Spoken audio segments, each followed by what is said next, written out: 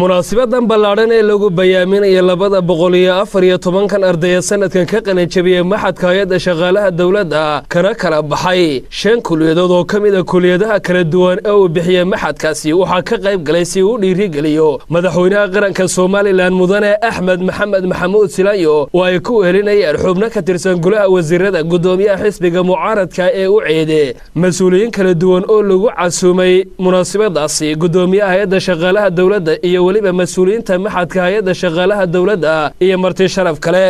munaasabadaas oo si fiican loo soo agaasimay waxa intii ay socotay diiradda lagu saaray muhiimadda ay waxbarashadu leedahay iyo sida loogu baahan yahay in ardayda qalin jabisay ay wax weyn ka bedelaan dalkooda hooyo iyagoo uga faa'iideysanaya cilmiga casriga ee ay barteen si uu qaranka Soomaaliland ula jaan qaado wadamada horumaray isla markaasina ay sii wataan aqoontaasi maadaama cilmigu aanu ahayn mid dhamaada madaxweynaha jamhuuriyadda Soomaaliland mudane Axmed Maxamed Maxamuud Silaayo ayaa munaasabadaasi uga qayb galay sidii ugula qaybsan lahaa farxadda ardayda qalin jabisay iyo cid kasta oo naftooda iyo dalkooda hooyo wax u bartay si ay bari aqoonta ay barteen ay qarankooda Soomaaliland ee taabagalay ay ugu heliyaan Xirsi Cabdilaahi Ismaaciil agaasime ku-xigeenka maxadka hay'adda shaqaalaha dawladda oo ugu horeyn halkaasi ka hadlay ayaa waxa uu sheegay marxaladihii uu soo maray maxadku ardayda qalin jabisay tiradooda iyo waliba tayadooda guuleed Saleebaan Hagoog agaasimaha guud ee maxadka hay'adda shaqaalaha dawladda ayaa waxa uu sheegay in miisaaniyadda maxadka ku baxda ay maanta la wareegtay xukuumadda uu hogaamiyay madaxweyne Axmed Maxamed Maxamuud Silaayo markii horena ay bixin jirtay hay'adda UNDP iyo hay'ado kale maxadka waxa la aasaasay sanadkii 2005 xilliga wuxuu ku bilaabmay mashruuc ay dawladda Soomaaliland iyo hay'adda UNDP isla hawlgeliyeen waxaad bixin jiray qarashka maxadka ku baxa hay'adda UNDP 100% laga bilaabo 2005 ilaa 2007 2010 madaxweyne marka ay xukuumadani la wareegtay talada dalka dawladdu waxay maxadka qarashkiisa bixin jirtay 9% maanta waxa sharaf noo ah inaanu halkan ka iclaamino in sanadkii 2014 ay xukuumaddu la wareegtay dhammaan miisaaniyaddii maxadka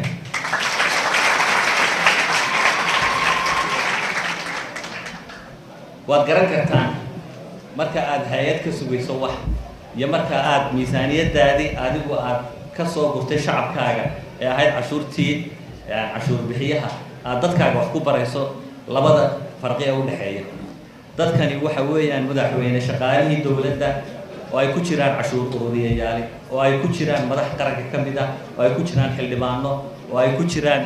taliyayaashii ciidamada kala duwanaa oo wax ku bartay oo ku aflaxay lacagtii cashuur bixiyaha gudoomiyaha hay'adda shaqaalaha dawladda Soomaaliland Sharmaake Axmed Maxamed ayaa waxa uu hoosta ka xariiqay sida loogu baahan yahay in la qiimeeyo ardayda qalin jabisay waxaanu kula dardaarmay ardaydaasi in aqoontii ay barteen ay ka muuqato shaqadooda halka uu mas'uuliyiinta hay'adaha dawladda ugu baaqay in ay qiimeeyaan shaqaalaha dawladda gaar ahaan kuwa aqoonta leh waa maalin la dabaaldegayno qudii qaranka qalin jabinaysa madaxweynaha mudanayaal sidaad ogtihiin sida qofka bini aadamkiisa wax qabto wuxuu u baahan yahay saddex shay waa qalfoofka sare iyo qudha ku jirta iyo qorshe uu ku hawlgalo waxa maanta farxad weyn ah qudii qaranka ku jirta inay horteena ku qalin jabinayso isla markaana ay noqon doonaan cudud qarankeena ku soo beerta oo quruxdu awalba ku socda kor uga sii qaada ilaahay subxaanahu wa ta'ala hortiisa madaxweynaha jamhuuriyadda Soomaaliland hortiisa iyo mudanayaasha meel walba idin kala socda waxaan hortiisa idin kula dardaarmayaa in cilmiga la idin baray aad cududda qarankiina ku anfacdaan ummad waxaad u adeegi doontaan dunidu daaqadaha ka dallacatay oo deeq iyo deyntoona midna ka helin laakiin isku haleynaya qudha qarankiisa waxaan idinku dardaarayaa qof walba oo muwaadin hortiina imaada inaydaan hayb xisbi sooc iyo wax kale aydaan ugu adeegine aad ugu adeegtaan baadi sooca ugu sareeya oo inuu yahay qof qaranka jamhuuriyadda Soomaaliland ka dhashay wasiirka wasaaradda shaqada iyo arrimaha bulshada Soomaaliland Mudane Cumar Yare oo halkaas ka hadlay ayaa waxa uu sheegay shaqaalaha dawladda iyo tayadooda iyo sida loogu baahan yahay in markasta la qiimeeyo waxaanu sheegay in laga bilaabo taariikhda maanta aan la ogolaan doonin shaqo ay qaban karaan shaqaalaha dawladdu in looga yeedho wadamada dibadda isla markaana ay qabtaan dad ajaaniba gudoomiyaha xisbiga mucaaradka ee UCID injineer Faysal Cali Xuseen Faysal Cali Waraaben ayaa waxa uu tilmaamay in lafdhabarta dawladdu ay tahay shaqaalaha dawladda waxaanu soo jeediyay in laga wada qayb qaato abaaraha kala duwan ee dalka ka taagan gaar ahaan dhinaca bariga madaxweynaha jamhuuriyadda Soomaaliland Mudane Axmed Maxamed Maxamuud Silaanya ayaa hambalyo u diray ardayda sanadkan ka qalin jabisay maxadka hay'adda shaqaalaha dawladda iyaga iyo waalidiintoodaba waxaan hambalyeeyaa مسؤولينta qalin jabisay iyo macallimiintii tacabka badan gelisay sidoo kale waxaan u hambalyeeyaa waalidiintii madaxda wasaaradaha ay ka tirsan yihiin iyo maamulka macadka shaqaalaha dawladda inkastoo aad gaadheen guul weyn oo noloshiina iyo taqarankaba saameyn ku leh waxaan idin leeyahay waxbarashadu ma dhammaato lagamana gaboobo waxaan kaloo idinka baahan yahay inaad uga faa'iidaysataan aqoontan aad barateen adeegii aad ubadiina u hayseen madaxweynaha Soomaaliland oo si watay hadalkiisa ayaa waxa uu tilmaamay in xisbiga kulmiye markii uu xilka talada dalka la wareegay ay tirada shaqaalaha dawladdu ay dhamayd 6959 maantana ay xukuumadda uu hogaamiya ay shaqaalaysiisay 9346 shaqaale xisbiga kulmiye markuu xilka dalka la wareegay tirada shaqaalaha qaranku waxay dhamayd 6959 kuwaasoo la shaqo geliyay muddo 19 sano ah xukuumaddaydu waxay shaqaalaysiisay muddada 6 sano ahayd iyo 3 bilood ahayd ee talada dalka haystay 9346 shaqaale ah waxaan xoogga saarnay inaanu shaqo abuurno isla markaana shaqaalaha qaranka ku soo kordhino da'yar firfircoon oo aqoon leh dhinaca kale waxaan xoog saarnay in la tayeeyo waxna la baro shaqaalaha dawladda si loo helo shaqo fiican oo hufan muddadaa waxaa la baray oo macadka ka qalin jabiyey shaqaale dhan 3487 oo isugu jira tababaro gaagaaban